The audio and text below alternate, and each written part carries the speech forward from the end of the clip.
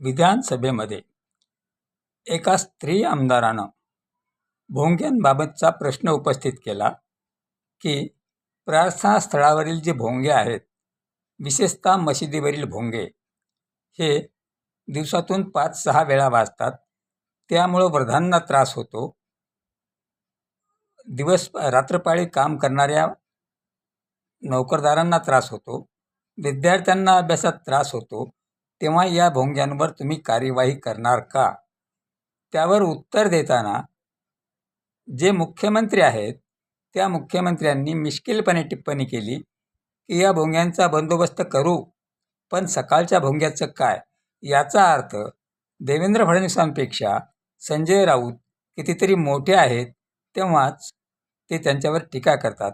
कारण माणूस टीका त्यांच्यावरच करतो जो आपल्या लेवलचा आहे.